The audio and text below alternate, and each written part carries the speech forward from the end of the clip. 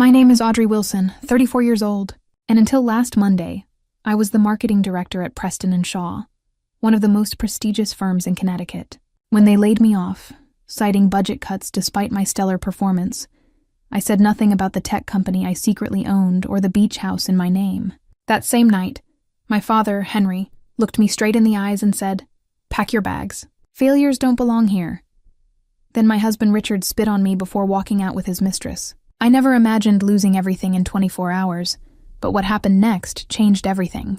Before I share my story, let me know where you are watching from in the comments. Hit that like button and subscribe to see how they all came to regret their actions. I grew up in a middle-class neighborhood in Springfield, where my father worked his way up from salesman to regional manager at a manufacturing company. From childhood, Henry instilled in me the belief that success was the only acceptable outcome in life. Every report card needed straight, as every competition needed a first-place trophy. Second place meant I simply had not tried hard enough. When I graduated college with honors from Boston University, I immediately jumped into the corporate world, working 60-hour weeks to prove myself. While my friends were out enjoying their 20s, I was hunched over my laptop, determined to make my father proud. The approval I sought rarely came. Instead, each achievement was met with good. Now, what is next? 5 years ago, at a business conference in New York, I met Richard Blackwood. He was charming, confident, and worked as a sales executive for a pharmaceutical company. His smile caught my attention from across the room, and by the end of the night, we had exchanged numbers. Our romance moved quickly. Within 6 months, we were engaged, and by the following spring, we were married in a lavish ceremony that my father mostly paid for, reminding me frequently of his generosity. We bought a beautiful colonial-style house in an upscale Connecticut suburb. From the outside, our life seemed perfect. Richard drove a luxury German car. I climbed the corporate ladder at Preston & Shaw, eventually becoming their marketing director by the age of 31. We hosted dinner parties where guests commented on our beautiful home and seemingly perfect marriage. But behind closed doors, things were different. As my career continued to flourish, Richard grew increasingly resentful. What started as playful jokes about my dedication to work turned into passive-aggressive comments. "Another late night, I guess. Preston & Shaw owns you now." When I received my last promotion, Richard barely acknowledged it, changing the subject to a deal he was working on. The more successful I became, the more distant he grew. My relationship with my father remained complicated. Every Sunday dinner at my parents' suburban mansion became an interrogation about my career progress. My father would press for details about my salary, my projects, my next moves. My mother, Elaine, would sit quietly, occasionally patting my hand under the table. When my father became particularly critical, she had spent 38 years in his shadow, and though I could see the sympathy in her eyes, she never contradicted him. "You need to aim for CMO by 35. Audrey," my father would say, cutting into his steak without looking up. "Preston & Shaw has had the same chief marketing officer for 7 years. He must be ready to retire." Henry let her enjoy her dinner. My mother would attempt only to be silenced by his dismissive wave. Meanwhile, at work, things began to change when new management took over Preston & Shaw 18 months ago. The collaborative environment I had thrived in slowly transformed into something more cutthroat. Martin Davis, the new vice president of marketing, who became my direct supervisor, seemed to undermine me at every turn. Projects I had initiated were suddenly reassigned. My input in meetings was frequently interrupted or dismissed. Then strange things started happening. Presentations I had prepared would mysteriously have errors when opened in client meetings. Emails I was certain I had sent would be missing from my outbox. Client feedback that was positive would be reported to upper management as mixed or negative. Rumors about downsizing began circulating through the office.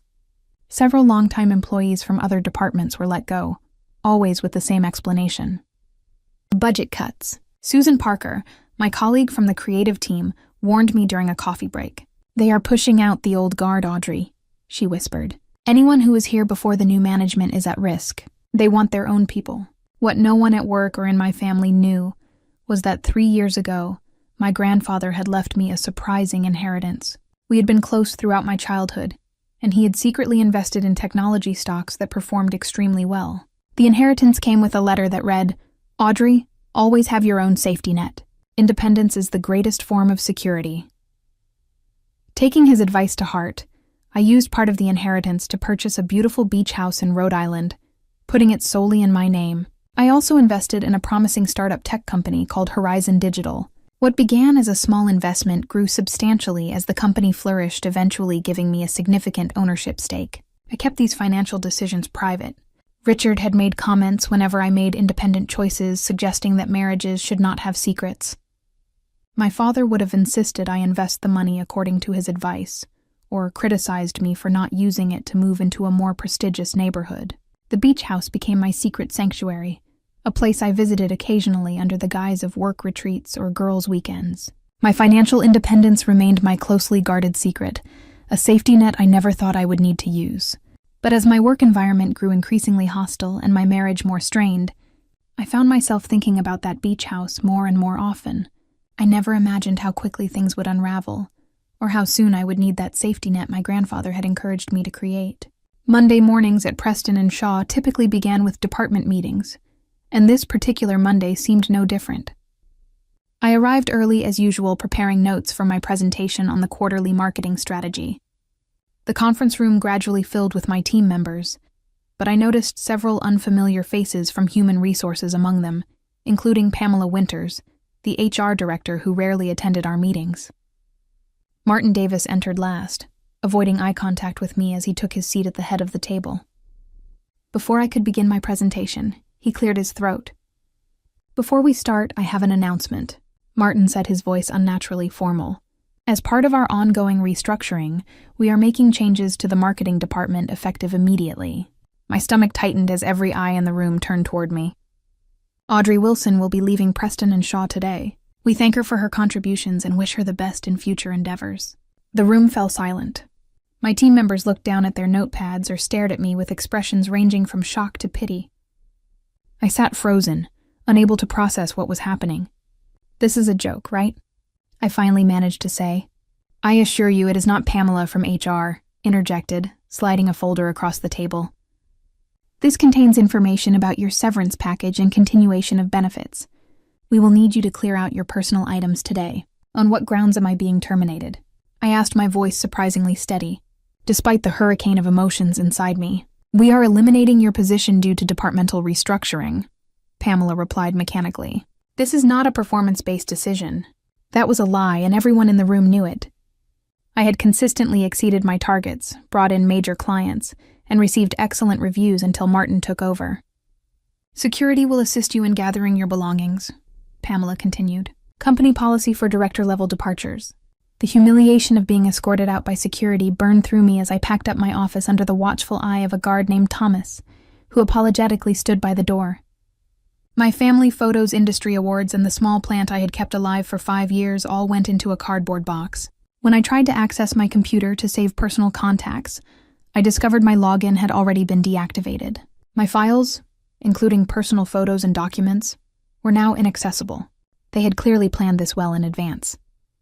As I was about to leave, Susan slipped into my office, quickly embracing me before whispering, "Martin has been meeting with clients behind your back for weeks. This is not about budget. Call me later." The security guard escorted me through the office past colleagues who averted their eyes down the elevator and all the way to my car in the parking garage. As I placed the box in my trunk, the reality began to sink in. After 7 years of dedication, 60-hour weeks, missed vacations, and sacrificed personal time, I had been discarded without warning. I sat in my car for nearly 20 minutes, gripping the steering wheel, too stunned to cry. My phone buzzed with text messages from team members expressing shock and support, but they felt hollow. These same people had watched in silence as I was escorted out. The drive home was a blur. I rehearsed how I would tell Richard, imagining he might finally step up and support me through this crisis. Perhaps this shared adversity would even bring us closer. When I pulled into our driveway at 11:30 in the morning, I was surprised to see Richard's car already there. He rarely came home during workdays. For a moment I felt relief. I would not have to wait to share my news. I entered through the garage calling out, "Richard, you home?" Something happened at work. The house was quiet except for muffled sounds coming from upstairs. As I climbed the stairs, I noticed Richard's briefcase and jacket thrown haphazardly on the staircase, unusual for his typically tidy habits. The bedroom door was partially open. I pushed it wider and froze. Richard was hastily dressing, his hair disheveled. The shower was running in our master bathroom. "Audrey, what are you doing home?" His voice cracked with panic. Before I could answer, his phone buzzed on the nightstand. I glimpsed the screen. A message from someone named Jessica with 3 heart emojis. "Who is Jessica?" I asked, my voice barely audible. Richard's face transitioned from shock to anger in seconds. "Why are you snooping through my phone, and why are you not at work?" "I just got fired," I said flatly. "And you did not answer my question." The bathroom door opened, and a young woman appeared wrapped in my bathrobe. She looked to be in her mid-20s with long blonde hair. She froze upon seeing me. "You must be Jessica," I said, surprising myself with my calm tone. "Audrey, this is not what it looks like," Richard began using his sales pitch voice. "Really? Because it looks like you are having an affair in our bed in our home on a Monday morning when you should be at work." Jessica grabbed her clothes and retreated to the bathroom. Richard's expression hardened. "This would not have happened if you had been a real wife instead of a career-obsessed robot," he spat out. "When was the last time you were actually present in this marriage? How long has this been going on?" I demanded, ignoring his attempt to blame me. 6 months, he admitted with a shocking lack of remorse. Jessica understands me. She makes me a priority. 6 months. Half a year of lies. All those late nights he claimed to be working or having drinks with clients he had been with her. "I want both of you out of my house," I said, my hands shaking. Richard laughed. "Your house, I pay half the mortgage. And speaking of money, how is that going to work now that you are unemployed?" The cruel smile that spread across his face told me everything. He had been waiting, perhaps hoping for my career to stumble. "How did you know I lost my job?" "I just found out 2 hours ago." Richard's momentary confusion gave way to another smirk. "I did not know, but I am not surprised. You have been distracted for months." I stepped closer to him. "Get out. We can discuss the house and finances later through lawyers." "Lawyers?" He laughed again. "On what money, Audrey? Your daddy's? Do you think he will support you now that you have failed?" Something in me snapped. I grabbed the framed photo of our wedding day from the dresser and hurled it against the wall. The glass shattered across the hardwood floor. Richard's face contorted with rage. He stepped toward me, his finger pointing in my face. "You psychotic? You have nothing without me. Nothing." Then he did something I never imagined possible. He spit in my face. The warm saliva hit my cheek as I stood paralyzed with shock. "Jessica and I were planning to tell you this weekend anyway," he said, pulling a suitcase from the closet and throwing clothes into it. "She is moving in with me. We will be using my bonus to put a down payment on a condo downtown." Jessica emerged from the bathroom, fully dressed, avoiding eye contact, as she quickly gathered her purse and phone. "You can keep this suburban prison," Richard continued. "I never wanted it anyway. It was always your father's idea of success, not mine." My phone rang, cutting through the tension. My father's name flashed on the screen. "Perfect timing," Richard sneered. "Daddy calling to check on his little girl. Maybe he can fix this mess for you too." I declined the call, but moments later, a text appeared. "Come to the house immediately. Your mother and I need to speak with you." Richard zipped his suitcase and grabbed Jessica's hand. At the bedroom door, he turned back to me. "I will be back for the rest of my things. Do not change the locks if you know what is good for you." And then they were gone. I heard the front door slam, followed by the sound of Richard's car backing out of the driveway. I stood in my bedroom, my career and marriage shattered within hours of each other. And now, based on my father's message, there was more to come. The 20-minute drive to my parents' house in Fairfield gave me little time to compose myself. I attempted to wipe away my tears at red lights, applied concealer to the dark circles forming under my eyes, and practiced explanations that might satisfy my father. Nothing seemed adequate. Their house stood imposing as ever at the end of a circular driveway, a 5-bedroom colonial on 2 acres of perfectly landscaped property. My father had purchased it 15 years ago, when he became CEO of his company, a constant physical reminder of his definition of success. My mother opened the door before I could ring the bell. "He is in his study," she whispered, her eyes conveying both sympathy and warning. "William is here too." My younger brother, William, had always been the peacemaker in the family, strategically positioned between my father's expectations and reality. He worked for my father's company, carefully navigating the nepotism, while maintaining enough independence to keep his sanity. I found them in the study, my father behind his mahogany desk, William uncomfortably perched on the leather sofa. Neither stood when I entered. "Sit down, Audrey," my father instructed, gesturing to the chair opposite his desk, positioning me like an employee being reviewed. "I prefer to stand," I replied, summoning what little strength remained. My father's jaw tightened. I received a concerning call from Martin Davis this afternoon. He is an old golf buddy of mine. Of course he was. The connection I had never known about suddenly explained so much about the past 18 months. Martin informed me that you were let go from Preston and Shaw today. He said they had concerns about your commitment and performance for some time. That is completely false, I said, my voice rising. I was their top performing director. This was political, not performance-based. My father waved his hand dismissively. There are always two sides to these situations, Audrey. The important question is, what is your plan? No sympathy, no benefit of the doubt, just immediate pressure for a solution. I just lost my job 6 hours ago, Dad. I do not have a fully formed plan yet. This is exactly the problem, he replied, standing to emphasize his point. You have always lacked foresight. Success requires anticipation of obstacles. My mother entered with a tray of coffee, her traditional peace offering during family conflicts. Dinner will be ready in 30 minutes, she announced to no one in particular. I did not realize I was staying for dinner, I said. Of course you are, my father replied. We need to discuss your next steps. William may have connections at Brunswick Marketing. William shifted uncomfortably. I could make some calls, he offered his tone, suggesting the futility of such efforts. I appreciate that, but I need some time to process what happened today, I said. My father scoffed. Time is a luxury for the successful, Audrey. You need to be sending out resumes tonight. There is more, I said, deciding to rip off both bandages at once. Richard and I are separating. I caught him with another woman today. The room fell silent. My mother's hand flew to her mouth. William stared at the floor. Well, my father finally said, perhaps if you had focused more on your marriage and less on climbing the corporate ladder, this would not have happened. His words hit me like a physical blow.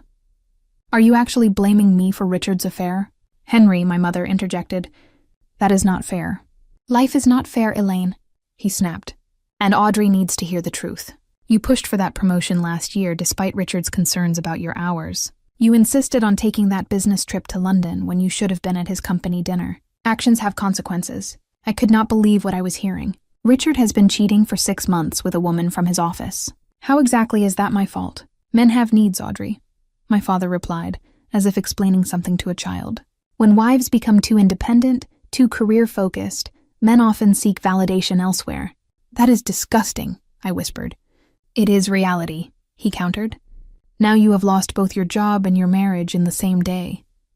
What does that tell you about your priorities? My mother attempted again to defuse the situation. Let us discuss this over dinner. I made your favorite chicken, Audrey. We moved to the dining room in tense silence. The elaborate table setting with fine china and crystal glasses felt absurdly formal given the circumstances.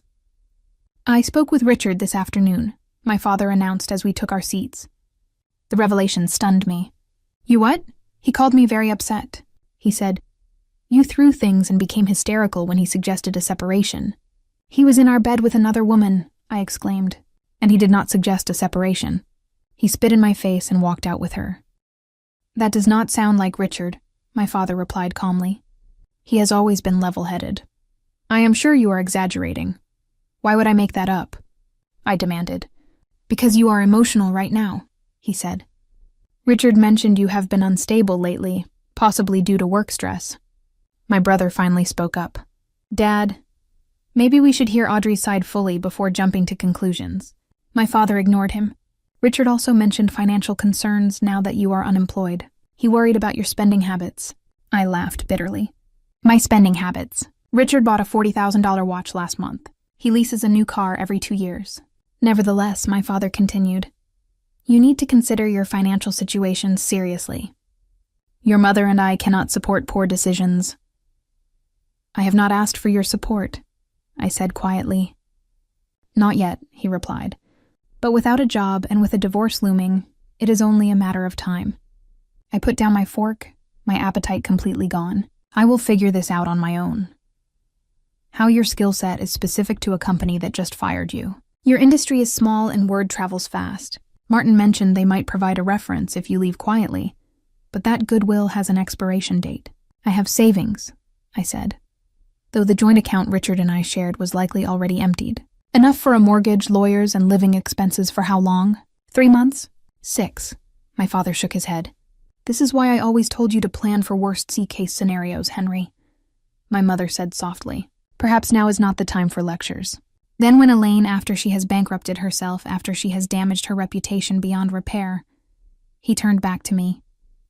You have 1 week to secure new employment, something comparable to what you had. Otherwise, do not come back to this house with complaints or requests for help. You cannot be serious, I whispered. I am always serious about success and failure, Audrey. You know that I did not raise my children to make excuses or accept defeat. I did not fail, I insisted. I was pushed out by your golf buddy after years of excellent performance. Results are what matter in this world, he replied coldly. And right now, your results show failure on all fronts. I stood up abruptly, my chair screeching against the hardwood floor. Thank you for dinner, Mom. I think I should go. Audrey, please, my mother began. But my father cut her off. Let her go, Elaine.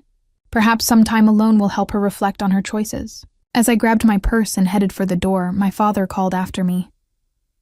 Remember what I said, Audrey. 1 week to get your life in order. Pack your bags and figure out where you are going from here. Failures do not belong in this family.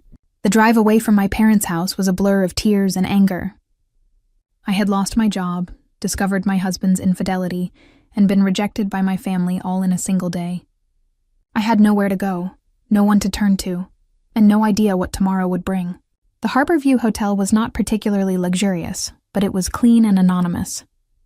The desk clerk barely glanced at me as I checked in, for which I was grateful, given my tear-stained face and disheveled appearance. Room 214 would be my home tonight, possibly longer. I sat on the edge of the queen-sized bed, surrounded by the generic hotel decor, and finally allowed myself to fully break down. The sobs came from someplace deep and primal years of suppressed emotions erupting at once. I cried for my lost career, my betrayed trust, my father's cruelty, and my mother's silent complicity. I cried until my throat was raw and my eyes were swollen. When the initial wave of emotion subsided, I checked my phone. 3 missed calls from Sarah, my college roommate, and one of the few friends I had maintained despite my workaholic lifestyle. 2 from Megan, my neighbor, who had become a close confidant. A text from William Dad was way out of line. Call if you need anything. I called Sarah first, her familiar voice instantly comforting. Audrey, where are you? I have been trying to reach you for hours. I am at the Harborview Hotel, I said, my voice from crying. Everything fell apart today, Sarah. Everything. I heard about Preston and Shaw. Susan called me. That is complete garbage how they treated you. You know, Susan, we met at your holiday party last year. We have kept in touch, she said. The whole office is in shock. I had no idea they had connected, which made me realize how disconnected I had become from my own life, how little attention I had paid to the relationships around me. Richard was cheating, I added. I caught him today with some woman from his office, and my father basically told me I deserved it for focusing too much on my career. That absolute bastard, Sarah exclaimed. And I wasn't sure if she meant Richard or my father. Both replied. Stay where you are, she continued. I am coming to you, and Megan is with me. We will be there in 30 minutes. True to her word, Sarah arrived with Megan and an overnight bag. They brought wine, chocolate, and their unwavering support. For the first time that day, I felt something other than despair. You need to get a lawyer immediately, Megan advised. She had gone through a divorce 2 years earlier. Richard will try to claim half of everything, and given what you have told us about him, he will not play fair. Diane Hopkins, I remembered suddenly. She helped me set up the beach house purchase and my investment in Horizon Digital. You have a beach house? Sarah asked, surprised. I had never told them about the inheritance or my secret investments. It had become such a habit to keep these things private that I had maintained the secrecy even with my closest friends. My grandfather left me an inheritance 3 years ago, I explained. I used it to buy a place in Rhode Island and invest in a tech startup. Richard does not know. Neither does my family. Megan smiled for the first time that evening. Audrey Wilson, you magnificent secret keeper. That could be your saving grace right now. While they ordered room service, I began taking inventory of what I actually had versus what I had lost. Lost my 60-hour-per-week job, my marriage, my family's support, my house potentially, my sense of security. Had a beach house in my name only, a significant ownership stake in a growing tech company, my education and experience. My professional reputation despite Preston and Shaw's efforts, and apparently friends who would drop everything to sit in a hotel room with me on the worst day of my life. I opened my laptop and pulled up the documents related to Horizon Digital. My initial investment of $50,000 from my inheritance had grown substantially as the company secured additional funding rounds. According to the last valuation, my stake was worth over $2 million on paper. The beach house purchased for $400,000 had likely appreciated as well. "You need to protect these assets before Richard discovers them," Megan urged. "Call Diane first thing tomorrow." While scrolling through my emails, I noticed one from Zoe, my former assistant at Preston and Shaw, sent just hours after I was escorted out. "Martin deleted all your files, but I backed everything up last week when things started feeling weird. I have copies of all your work client contacts and the emails where Martin took credit for your Phillips campaign. Call me when you can. Loyal, perceptive Zoe." I had always appreciated her attention to detail, but never imagined how valuable it would become. Another email caught my attention. This one from Susan. "Check your junk folder for emails from David Nichols from the past 3 months. Martin has been filtering your messages." David Nichols was our biggest client. I immediately checked my junk folder and found dozens of emails from David, including several expressing confusion about why I had stopped responding to his messages and concerns about recent campaign directions. "They sabotaged you," Sarah said, reading over my shoulder. "They deliberately isolated you from your clients." "Martin Davis is my father's golf buddy," I said. "He has probably been feeding my father information for months while setting me up to fail." A text message alert interrupted our conversation. It was from Richard. Checked our joint account. Needed to secure funds for upcoming expenses. We can discuss division of assets with lawyers. I quickly logged into our bank account to find it completely emptied. $45,000 gone. "Can he do that?" Sarah asked. "Legally, yes. It is a joint account," Megan explained. "But a judge will take this into consideration during divorce proceedings. Document everything." As the night progressed, we formulated a plan. I would call Diane first thing in the morning to begin divorce proceedings and protect my assets. I would move to the beach house temporarily until things settled. I would use Zoe's backed up files to establish what had really happened at Preston and Shaw. Around midnight, Sarah and Megan finally fell asleep on the second queen bed. But I remained awake, my mind racing with everything that had transpired and everything that needed to be done. I remembered my grandfather's words from his letter. Independence is the greatest form of security. He had known somehow that I would need this safety net. Perhaps he had recognized in me the same drive that had isolated me from authentic relationships. Perhaps he had seen how my pursuit of my father's approval had led me to ignore my own needs. Or perhaps he had simply wanted to give me options his own daughter, my mother, had never had. By dawn, my tears had dried and a new emotion had taken their place: determination. I had spent my entire life seeking validation from my father and later from Richard. I had pursued external markers of success while neglecting to define success for myself. That ended today. As the first light of morning filtered through the cheap hotel curtains, I made 3 promises to myself. 1. I would rebuild my life on my own terms, not according to anyone else's definition of success. 2. I would never again make myself small or silent to accommodate someone else's ego. 3. I would remember this feeling of rock bottom, not to dwell in it, but to recognize how far I would climb from here. I picked up my phone and dialed Diane Hopkins' number. When her voicemail answered, I left a clear, concise message. "Diane, this is Audrey Wilson. I need your help protecting my assets and beginning divorce proceedings. Also, I may have a wrongful termination case to discuss. Please call me as soon as possible." Next, I texted Zoe. "Can you meet today? I need those files and your insights on what really happened." The night of devastation had transformed into a morning of action. And for the first time in my adult life, I was acting solely for myself. Not to please my father or support my husband or impress my colleagues. It was terrifying and liberating all at once. As Sarah and Megan stirred awake, I made one final call to the beach house caretaker, arranging to have the place prepared for my arrival. It was time to claim the safety net my grandfather had helped me create. It was time to disappear from the life everyone thought they knew and emerge as the woman I was meant to be. Diane Hopkins' office projected exactly the kind of confidence I needed. Located in downtown Hartford, the corner suite featured floor-to-ceiling windows, minimalist furniture, and walls adorned with her law degrees and professional recognitions. Diane herself, a sharp-featured woman in her 50s with prematurely silver hair, had the no-nonsense demeanor of someone who had broken countless glass ceilings. Let me get this straight. she said after I had recounted the events of the previous day.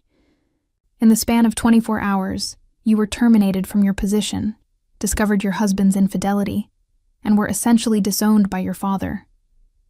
That about covers it, I replied.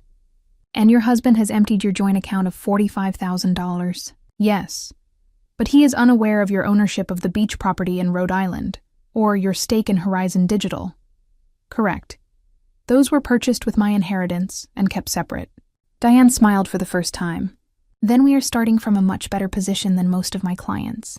First order of business is to file for divorce immediately citing adultery. Rhode Island is a false state which works in our favor. She pulled out several forms and began filling them out with practice deficiency. Next, we need to document the removal of funds from your joint account. This will be considered dissipation of marital assets and work strongly in your favor. What about my job? I asked. Do I have any recourse there? Possibly. Employment law is not my specialty, but if you have evidence of sabotage or discrimination, there could be a wrongful termination case. I can refer you to a colleague who specializes in that area.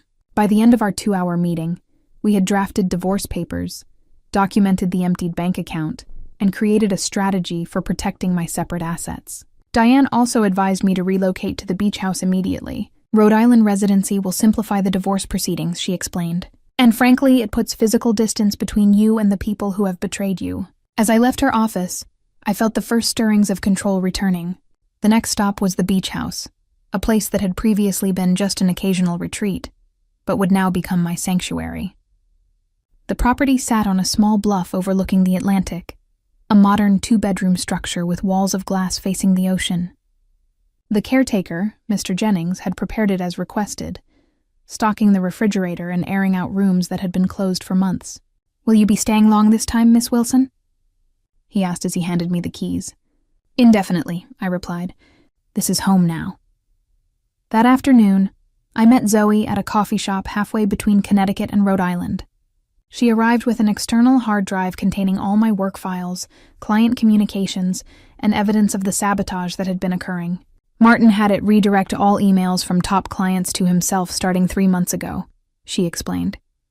He would respond as if he were you deliberately missing key client requests or changing strategy points you had established. "How did you discover this?" "It guy Harold has a crush on me," she admitted with a slight blush. He mentioned the unusual email routing protocol, thinking I already knew about it. The hard drive contained dozens of examples of Martin taking credit for my work, altering my presentations before client meetings, and systematically undermining my position. It was more than enough for a wrongful termination case, possibly even a defamation suit. "What will you do now?" Zoe asked. "First, I need to secure my future," I replied. "But after that, there will be consequences for Preston and Shaw." My next call was to the board of Horizon Digital. As a significant investor, I had attended meetings, but taken a mostly passive role, allowing the founders to run the company without interference. Today, I requested an emergency meeting. 2 days later, I sat across from Alex Mercer and Jordan Williams, the co-founders of Horizon, in their San Francisco office. I had flown in specifically for this meeting using one of my credit cards that Richard did not know about. "Audrey, we were surprised by your request," Alex began. "Is everything okay?" "Actually, no," I replied honestly. "My professional and personal circumstances have changed dramatically, and I need to take a more active role in my investments." I explained my situation without unnecessary emotion or detail. These were businessmen, and I approached them as a businesswoman. "I see," Jordan said when I finished, "and how can we help?" 2 things. First, I would like to formalize my advisory role with Horizon. My marketing expertise could benefit the company as you enter your growth phase. They exchanged glances, clearly intrigued. "We have been discussing bringing on marketing leadership. Alex admitted your background would be ideal." Second, I continued, I would like to accelerate the next funding round. My intelligence suggests Preston and Shaw is facing internal challenges that could present an acquisition opportunity. This was a calculated risk. Preston and Shaw was not publicly traded, but industry rumors suggested they were seeking additional investment due to client losses. If Horizon could position itself as a potential buyer or merger partner, it would send shockwaves through the industry. By the end of the meeting, we had drafted an agreement making me the chief marketing advisor for Horizon Digital, with a modest salary and additional equity compensation. More importantly, they agreed to my strategic suggestion regarding Preston and Shaw. The news broke the following week. Tech upstart Horizon Digital signals interest in traditional marketing firm Preston and Shaw. The article quoted me directly as a major investor and newly appointed chief marketing advisor, discussing the synergies between digital innovation and traditional marketing expertise. The reaction was immediate. My phone exploded with messages from former colleagues, industry contacts, and clients curious about this unexpected development. The Preston and Shaw stock price jumped at the prospect of acquisition, then plummeted when internal documents mysteriously leaked to industry publications, showing client dissatisfaction and management turmoil. Martin Davis called me directly, his voice strained. "What the hell are you doing, Audrey?" "Exploring business opportunities," I replied calmly. "Is there a problem?" "You know exactly what you are doing. The board is in crisis mode because of these leaks and acquisition rumors. Perhaps they should have considered the implications of dismissing their top-performing director under false pretenses," I suggested. "By the way, how is the Phillips account?" I heard David was unhappy with recent campaign directions. His sharp intake of breath confirmed what I suspected. The Phillips account worth millions annually was in jeopardy. "What do you want?" he asked finally. "Nothing from you or Preston and Shaw," I replied truthfully. "I have moved on to better opportunities, but I would suggest reviewing those termination documents your HR department prepared. My lawyer has some concerns about their accuracy and legality." The following day, Pamela from HR reached out with a significantly improved severance package and a letter retracting any negative implications about my performance. The offer included 6 months of salary, continued benefits, and a neutral reference for future employment. Diane advised me to accept the improved terms while still reserving the right to pursue legal action. "This shows they are worried," she noted. "We can use this leverage in negotiations." Meanwhile, Richard had finally discovered that his actions had consequences. His attempts to access our home equity line of credit were blocked by the freeze Diane had placed on our marital assets. His angry voicemails escalated from demanding, "I be reasonable to begging for a conversation. You cannot just disappear and freeze everything," his most recent message pleaded. "We need to talk about this like adults." I forwarded each message to Diane without responding directly. When Richard showed up at the beach house unannounced, I calmly informed him that any communication needed to go through our respective attorneys and closed the door. Through the window, I watched his face contort with rage as he realized I was no longer the accommodating wife he could manipulate. When he began pounding on the door, I called the local police who escorted him from the property with a warning about trespassing. The most surprising call came from Jessica, Richard's mistress. "I need to tell you something," she said when I reluctantly answered. "Richard has been lying to me too." We met at a restaurant halfway between Rhode Island and Connecticut. Jessica looked younger in daylight, barely 25 and visibly nervous. "Richard told me you two were already separated," she began. "He said you had agreed to divorce months ago, but were keeping it quiet for financial reasons." "That was a lie," I said simply. "I know that now." She slid a folder across the table. "He also has a gambling problem. These are credit card statements I found in his apartment. He has been hiding them from you." The statements revealed over $70,000 in cash advances taken at casinos over the past year. Richard had been draining our finances long before he emptied our joint account. "Why are you showing me this?" I asked. "Because he used me," she replied, her voice hardening. "And when I confronted him about lying about your marriage, he became scary, verbally abusive. I recognized the pattern from my parents' relationship. I will not be that woman." I thanked her for the information and passed it to Diane, who added it to our growing case against Richard. His financial deception would further undermine any claims he might make on my separate assets. 3 weeks after what I now thought of as the collapse, my father finally tracked me down. He appeared at the beach house one Sunday morning, looking uncharacteristically uncertain.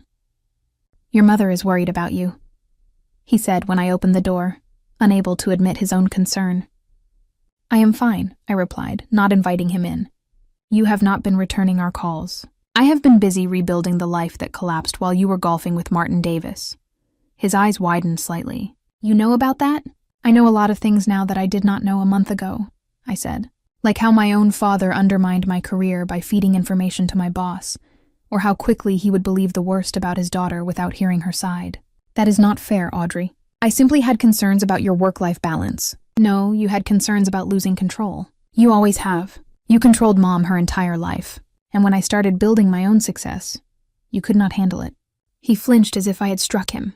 "I only wanted what was best for you." "What you thought was best," I corrected.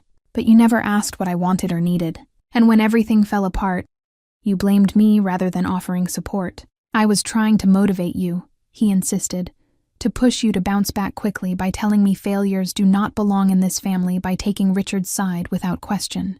For the first time in my life, I saw my father at a loss for words. "If you want to be part of my life moving forward," I continued, "things will be very different. I make my own decisions now.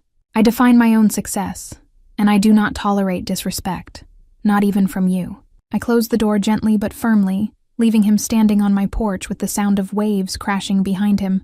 Through the window, I watched him stand there for several minutes before finally turning back to his luxury car and driving away.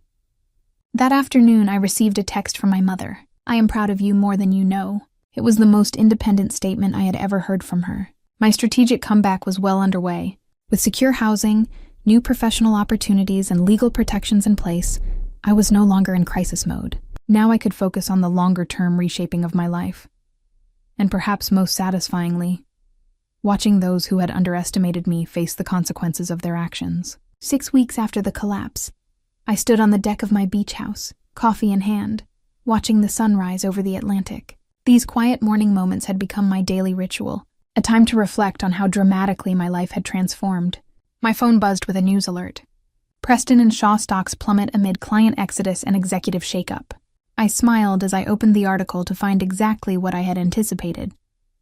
Following the leaked client dissatisfaction, reports 3 major accounts had pulled their business, citing relationship breakdowns and strategic misalignment.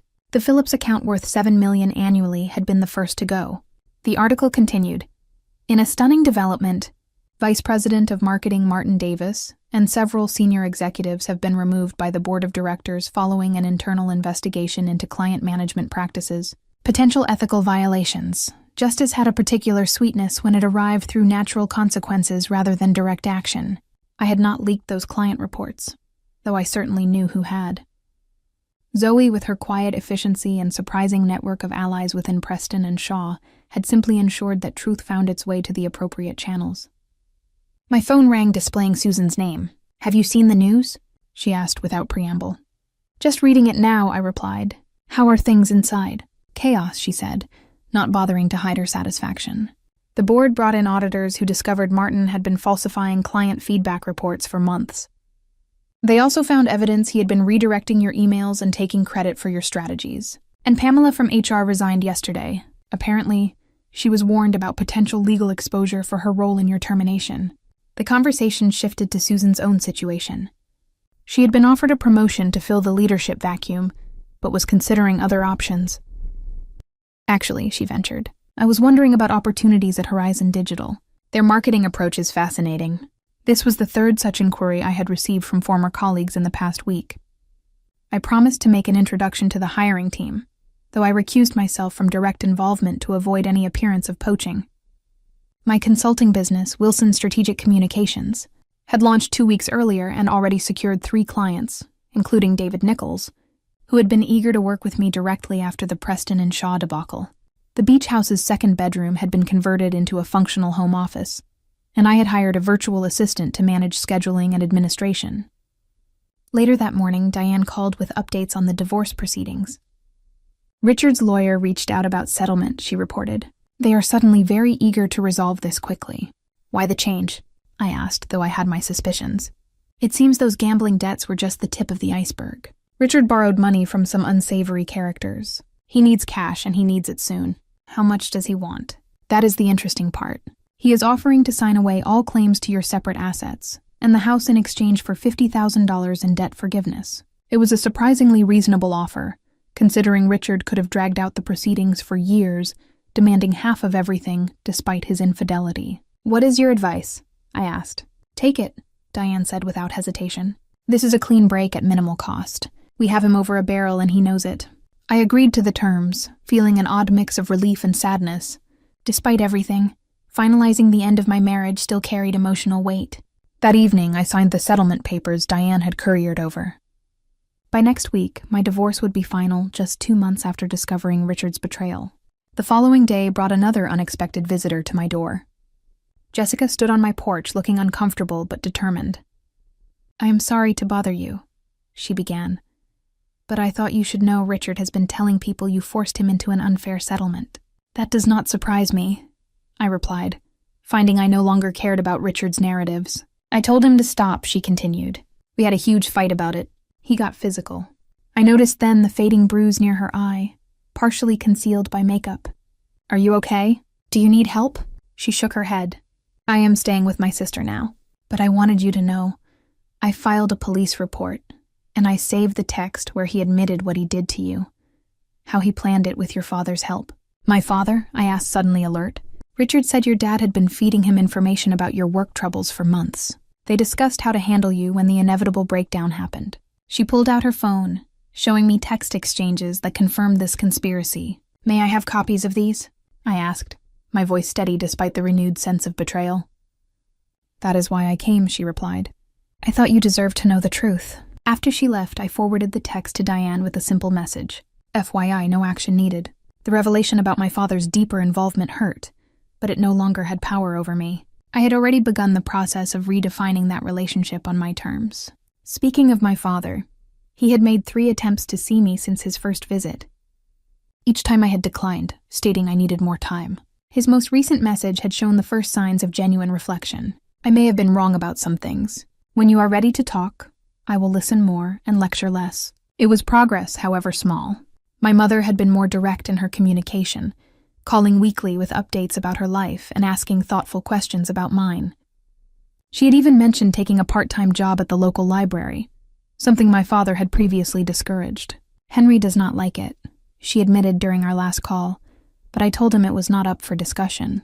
The subtle shift in their 40-year power dynamic fascinated me. Perhaps my own stand against my father's control had given her permission to reclaim some independence.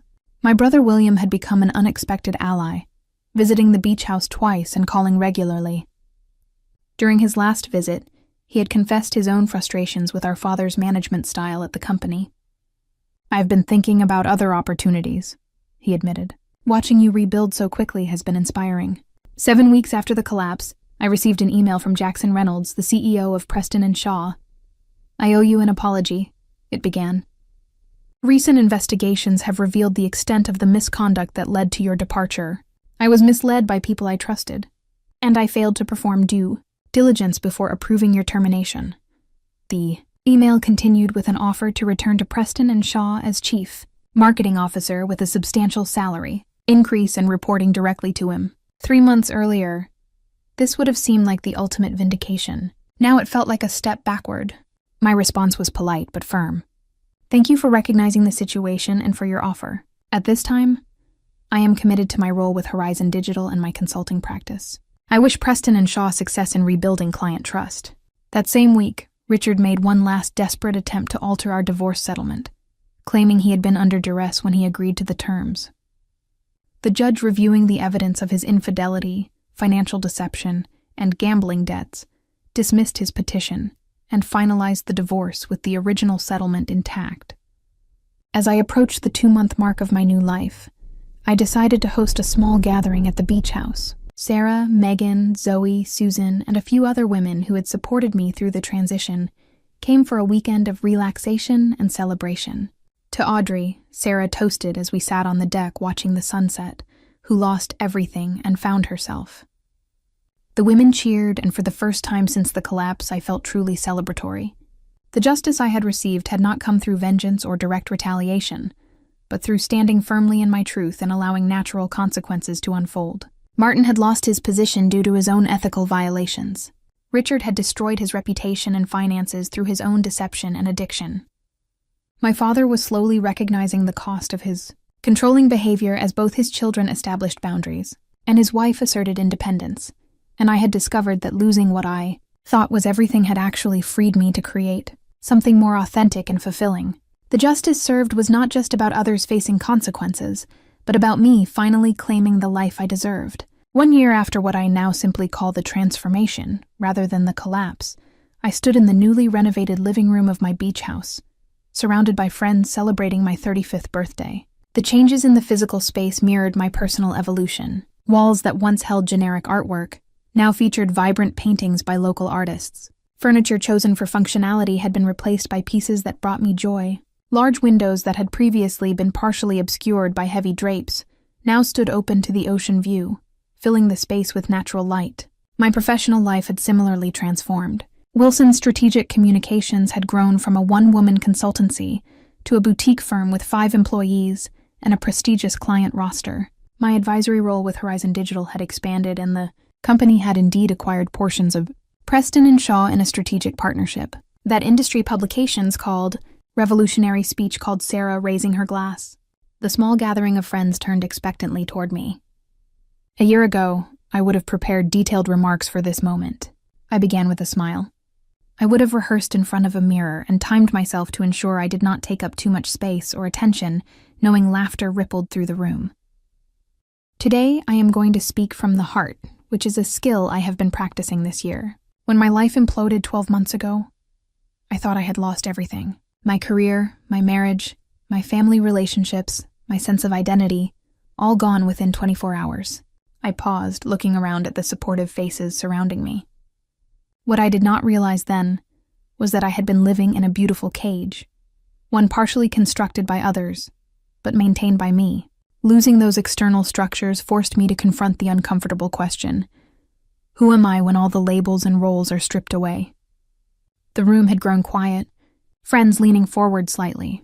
The answer did not come quickly or easily. It came through therapy sessions with Dr. Laura, who helped me recognize patterns of seeking external validation. It came through quiet mornings watching the sunrise, journaling about who I wanted to become. It came through rebuilding relationships based on authenticity rather than performance. I gestured toward the windows where the Atlantic stretched endlessly toward the horizon. I have learned that healing is not linear. There are still days when I wake up angry about the betrayals, days when I question my decisions, days when old habits of people-pleasing resurface. But those days grow fewer as I practice self-rust and boundary setting. My gaze found Megan, whose own divorce had preceded mine and whose guidance had been invaluable. I have learned that rock bottom can be a foundation. Everything I have built this year, I built on my own terms, aligned with my values, rather than someone else's expectations. I raised my glass and returned toast. To all of you who stood by me, who offered couches to sleep on and shoulders to cry on, who celebrated small victories and reminded me of my worth when I forgot it, and to those who are no longer in my life, but taught me powerful lessons about what I will and will not accept. Thank you all. The party continued late into the evening, friends lingering on the deck under string lights as waves crashed rhythmically against the shore. As conversations flowed around me, I reflected on the journeys of those who had played central roles in my transformation story. Richard's downfall had been swift and comprehensive. After our divorce was finalized, his gambling addiction spiraled further out of control. He lost his sales position when he missed critical client meetings, and subsequent employers quickly discovered his unreliability. According to mutual acquaintances, he had moved to Las Vegas 6 months ago, working as a casino host and still chasing the next big win. Jessica had long since moved on, wisely extracting herself from his chaos.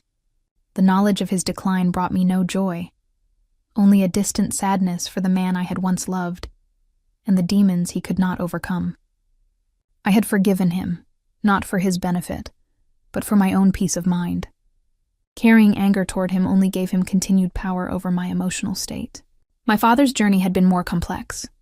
3 months after our confrontation at the beach house, he had suffered a minor heart attack, a wake-up call that prompted reflection on his priorities and relationships. During his recovery, my mother had taken unprecedented control of household decisions, and he had been too weak to resist the shifting power dynamic.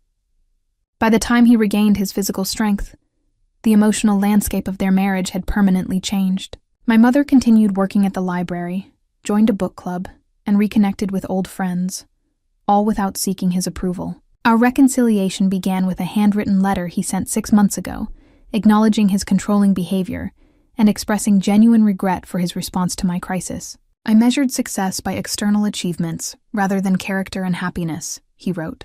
In doing so, I nearly lost what matters most, my relationship with my children. We were rebuilding slowly on my terms. He had visited the beach house twice, awkwardly adapting to his new role as a guest in my space rather than an authority figure. During his last visit, he had actually asked questions about my business, and listened to the answers without offering unsolicited advice. A small miracle by our family standards. My mother's transformation had perhaps been the most surprising. At 62, she had discovered a capacity for independence she had never exercised during her marriage. She had opened her own bank account, taken a computer class at the community college, and started expressing opinions that sometimes directly contradicted my father's. "I wasted decades trying to make your father happy at the expense of my own needs," she told me during a private lunch last month. "Watching you rebuild your life on your own terms inspired me to examine what I truly want from my remaining years." William had finally left our father's company, accepting a position with a competitor that better aligned with his values and management style. The professional separation had ironically improved their personal relationship, removing the complicated dynamics of working for a controlling parent. My own healing journey continued daily. Dr. Laura, my therapist, had helped me identify and address patterns of seeking external validation and perfectionism. Success and self-worth are not the same thing, she reminded me regularly. One can fluctuate while the other remains constant. I had developed practices that supported my well-being: morning meditation, overlooking the ocean, regular exercise time boundaries around work, and social connections that energized rather than depleted me. I had learned to listen to my body's signals of stress and respond with self-care, rather than pushing through at all costs. Romantically, I had proceeded cautiously. Daniel Reynolds, an ethical investment advisor I met through business connections, had become a regular presence in my life over the past 4 months. Our relationship developed slowly with clear communication and mutual respect. Unlike Richard, Daniel appreciated my professional success and had his own well-established career, eliminating the competitive dynamic that had poisoned my marriage. One of the most fulfilling aspects of my new life was the mentorship program I had established for women in business. Using my connections and experience, I created a network that provided guidance opportunities and support for women navigating corporate environments or launching their own ventures. The monthly meetings held in my home had become a highlight for all involved, creating a community of ambitious women who lifted each other up rather than competing.